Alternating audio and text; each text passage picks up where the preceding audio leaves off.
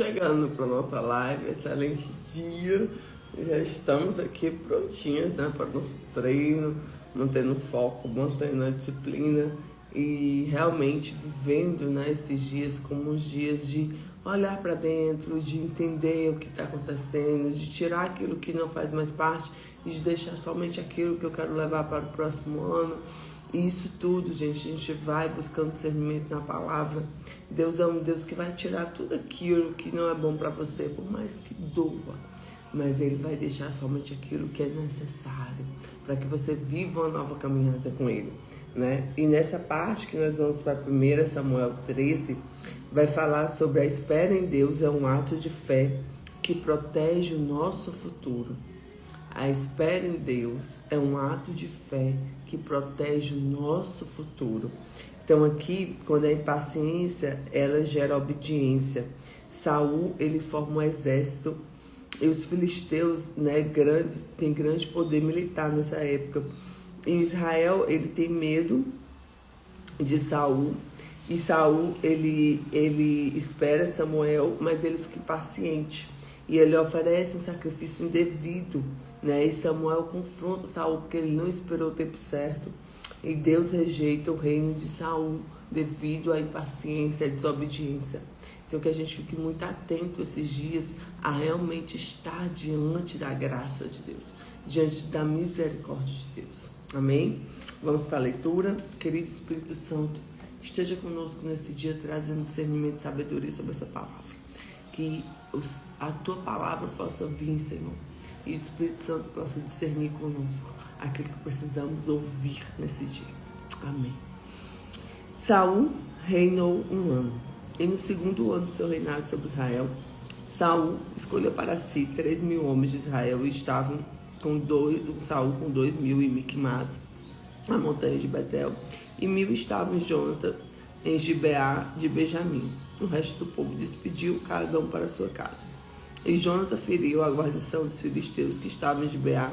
E os filisteus ouviram, pelo que Saul tocou a trombeta por toda a terra, dizendo: ouçam os hebreus. Então todo Israel ouviu dizer: Saul feriu a guarnição dos filisteus, e também Israel fez abominável aos filisteus. Então o povo foi convocado para junto de Saul e Gigal. E os filisteus se ajuntaram para pelejar contra Israel, com 30.000 carros, 6.000 cavaleiros, e o povo em multidão na areia que está à beira do mar. E subiram e acamparam em Miquimás, ao oriente de Bet-Aven.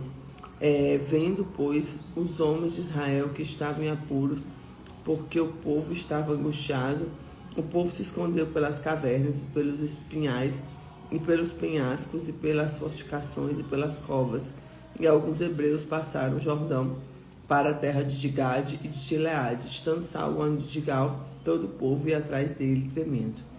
E esperou Saul 7 dias até o tempo que Samuel determinara. Não vindo, porém, Samuel em Gigal, o povo se dispersava dele.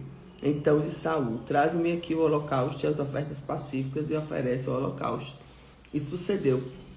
E quando ele acabou de oferecer o holocausto, Samuel chegou. Ele ficou impaciente, tá vendo? E Saul lhe saiu ao encontro para saudar. Então disse Samuel: que fizeste? Disse Saul: porquanto via que o povo se espalhava de mim, e tu não vinhas nos dias aprazados, e os filisteus já te tinham juntado em Miquimás. E eu disse: agora descerão os filisteus sobre mim em Gigal, e ainda a face do Senhor não orei, e constrangi e me ofereci ao holocausto.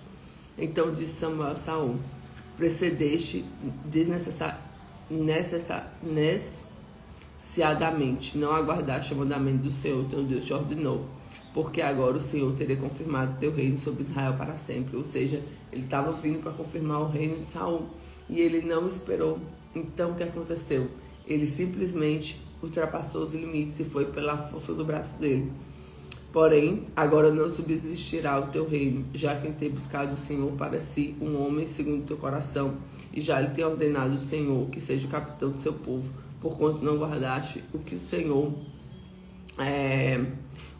te ordenou. Então se levantou Samuel, subiu a Gigal, a Gibeá de Benjamim. Saul contou o povo que achava com ele, uns 600 homens.